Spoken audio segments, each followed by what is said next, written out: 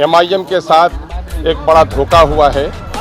हमारे 4 MLA party को छोड़कर चले गए हैं। पार्टी को धोखा नहीं दिया है, बल्कि सीमांचल में जो गरीबों की, पिछड़ों की, दलितों की और आज़ादी के बाद उस इलाके को तरक्की से महरूम रखा गया, वहाँ की एक लड़ाई जो बैरिस्टर असदुद्दीन अवैसी साहब ने शुरू किया, उस लड़ाई को इन लोगों ने कमज़ोर किया है और धोखा दिया है। महरूम जनता जो इंसाफ की तलब के लिए एमआईएम का झंडा उठाया था, इनको वोट देकर जिताया था, उस जनता को धोखा दिया है।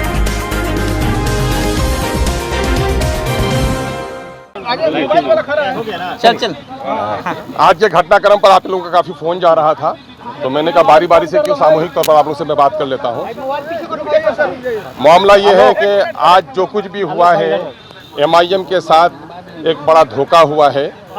हमारे 4 एमएलए पार्टी को छोड़कर चले गए हैं और इन लोगों ने सिर्फ पार्टी को धोखा नहीं दिया है, बल्कि सीमांचल में जो गरीबों की, पिछड़ों की, दलितों की और आज़ादी के बाद उस इलाके को तरक्की से महरूम रखा गया, वहाँ की एक लड़ाई जो बैरिस्टर असदुद्दीन अवैसी साहब ने शुरू किया, उस लड़ाई को इन लोगों ने कमज़ोर किया है और धोखा दिया है। इन लोगों ने धोखा सिर्फ पार्टी को नहीं दिया है, बल्कि सीमांचल की वो गरीब और महरूम जनता जो इंसाफ की तलब के लिए एमआईएम का झंडा उठाया था, इनको वोट देकर जिताया था, उस जनता को धोखा दिया है। वो कौन है? वो गरीब हैं, किसान हैं, मजदूर हैं, परदेसी मजदूर हैं, सैलाब से परेशान हाल लोग हैं, अनपढ़ लोग हैं, दवा से महरूम लोग हैं, बेरोजगार लोग हैं, उनको धोखा दिया है। मैं समझता हूँ आने वाले दिनों में इन एमएलएज को वहाँ की जनता धूल चटाएगी और तारीख में इनका नाम मीर जाफरों के साथ होगा। साथ ही मैं समझता हूँ कि राजद जैसी पार्टी जो कभी माई समीकरण की बात करती थी, अक़लियतों की, विशेषकर मुसलमानों की बड़ी बात करती थी, और आज अक़लियतों के दरमियान में पार्टी उठकर आई है, अक़लियतों की आबादी से उठकर आई है, अल्पसंख्यक लोग जीत कर आए, अल्पसंख्यक के लोगों ने उस इलाके में अपने समस्याओं के समाधान के लिए उनको वोट दिया है, इनको तोड़ने का काम किया है, तो मैं समझता हूँ कि आने वाले दिनों में इसको बड़ी कीमत चुकानी पड़ेगी। कभी माई कहते थे, आज वो A to Z कहते हैं।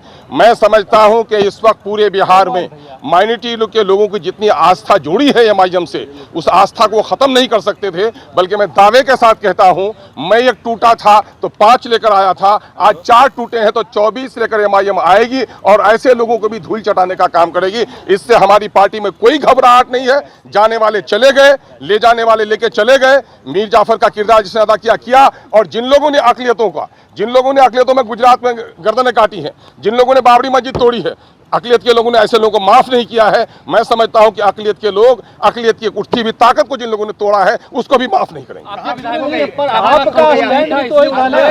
देखिए, ये पुलिसिया मामला नहीं होता है, कंट्रोल है। उनको इतनी आज़ादी मिलनी चाहिए, सोच समझ की आज़ादी मिलनी चाहिए। जो भी बंधन यहाँ पर होता है नैतिक बंधन होता है, और नैतिक बंधनों को तोड़ने वाले वो मैं समझता हूँ कि सबसे बड़े पापी होते हैं। आप स्टैंड नहीं ले रहे थे, इस वजह से वो भागे। आप किस चीज़ का स्टैंड नहीं लिया? हमेशा अक़लियतों का स्टैंड ले लिया, दलितों का स्टैंड ले लिया। और मैं समझता हूँ कि पिछले इजलास जितने सेशन हुए हैं, गवाह होगा कि अक़लियतों और पिछड़ों के जितने मुद्दों को और सीमांचल के जितने मुद्दों को एमआईएम ने मजबूती से उठाया है, और तमाम तर विधायकों को जो हिस्सेदार बनाया है, तमाम तर विधायकों को जो बोलने का मौका दिया है, जो परामर्श किया है। दूसरी पार्टियों में गए हैं, हम लोग रहे भी हैं, दूसरी पार्टियों में हैसियत है तलवा चाटने की। एमआईएम है जो मान सम्मान की बात करती है। अगर कुछ लोगों को ऐसा ही मामला है, सीमांचल का विकास क्यों नहीं हुआ? सीमांचल से इसी नेचर के लोग जीत कर आए जो पार्टी का तलवा चाटते रहे और सीमांचल के मुद्दे की लड़ाई नहीं लड़े। एमआईएम ईमानदारी के साथ सीमांचल की लड़ाई लड़ती है और अख्तरुज्जमान खड़ा है। मैं दावा करता हूं आपको कि अरे किसकी हिम्मत है, मुझे किसकी हिम्मत है? मैं समझता हूं ऐसी कोई राजनीतिक दल ने जन्म नहीं लिया है जो अख्तरुज्जमान के ईमान का खरीदारी कर सकता है।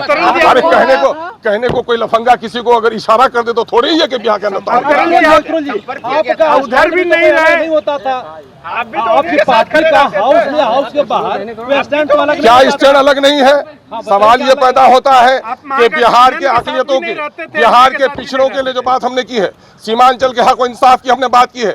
सीमांचल में वो तमाम तर विधायक जिनकी बस्तियां कट रही हैं, जहाँ सैलाब का कहर है, जहाँ पुल नहीं बना, सड़क नहीं बना, स्कूल नहीं बना, हॉस्पिटल नहीं बना, रोजगार का मौका नहीं आया, वो स्टैंड कोई साथ दिया क्या? उस स्टैंड में एमआईएम सब लोग साथ थे क्या? दूसरी पार्टियां थी क्या? हाँ, जो कॉमन मामला था, अभी मामला आया अग्निपथ का मामला कॉमन इशू है। कॉमन इशू में हमने भी पार्टी का साथ दिया। लेकिन जहां तक सीमांचल के मुद्दे रहे, सीमांचल के मुद्दे में पार्टी कभी पीछे नहीं रही है। और मैं समझता हूं किसी पार्टी ने सीमांचल की इतनी वकालत नहीं की है जितना अल्प अवधि में एमआईएम ने की है। मुंगेरी लाल के सपने हैं मैं समझता हूं कि विचारों की लड़ाई लड़ने वाले अवसरवाद की राजनीति नहीं लड़नी चाहिए। अब ये उम्मीद पालते हैं उनसे पूछिए, लेकिन मैं जनता की लड़ाई लड़ता हूं सड़क से सदन तक। सड़क में हमारी लड़ाई और मजबूत होगी। सदन में भले ही हमारी संख्या घटी है, हम सदन के संख्या घटने से नहीं घबरा रहे हैं। मैं समझता हूं कि बिहार की जनता इस हादसे से और रिएक्शन के साथ हमारे साथ आएगी। महागठबंधन के फोल्डर में रहना चाहिए था, ये महसूस हो रहा जी। महागठबंधन के मुझे किसी के फोल्डर की जरूरत नहीं है। मैं मंत्रालय का ख्वाब भी नहीं देखता और मैं कोई अपनी जाति फायदे के लिए राजनीति भी नहीं करता। मैं तो सीमांचल की लड़ाई लड़ने आया हूं। बिहार के दबे कुचले अकलियतों की, पिछड़ों की, शोषितों की, वंचितों की आवाज़ बनकर आया हूं। मुझे खुशी और प्रशंसा इसी में है कि मैं उनकी आवाज़ बन सकूं। मंत्रालय के भी ऑफर थे मुझको, ऐसी चीज़ों को पाँव के ठोकर में रखता है अख्तुल ईमान, और MIM भी रखती है।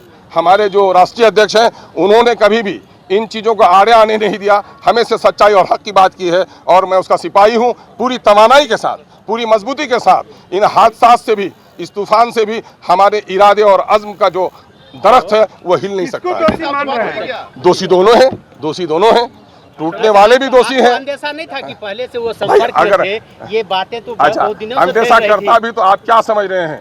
भागने वाली कोई बकरी है जिसको बांध के रखेंगे आप? इंसान तो विचारों से बंधा हुआ रहता है। अगर जिन लोगों ने विचारों का त्याग कर दिया हो उसको बांध के नहीं रखा जा सकता। आरजेडी में जाकर उनको क्या घटनाक्रम से बिल्कुल मैंने यहाँ की खबर दी है और उन्होंने कहा इससे घबराने की जरूरत नहीं है। और जो जिंदा तहरीकें होती हैं, ये इस किस्म के हालात आते रहते हैं और ऐसा होता है सैलाब में खसो खासा बह जाता है और जो मजबूत पहाड़ होता है खड़ा रहता है। इससे घबराने की जरूरत नहीं। बिहार में भी खेल होगा क्या? अब उस खेल की बात उनको कहिए, वो खेल का जो तमाशा देख वो उम्मीद बांधे हुए हैं। महाराष्ट्र में जो हुआ है गलत है और महाराष्ट्र के खेल को जो लोग गलत कह रहे हैं वो भी या खुद गलत कर रहे हैं। बहुत बहुत शुक्रिया।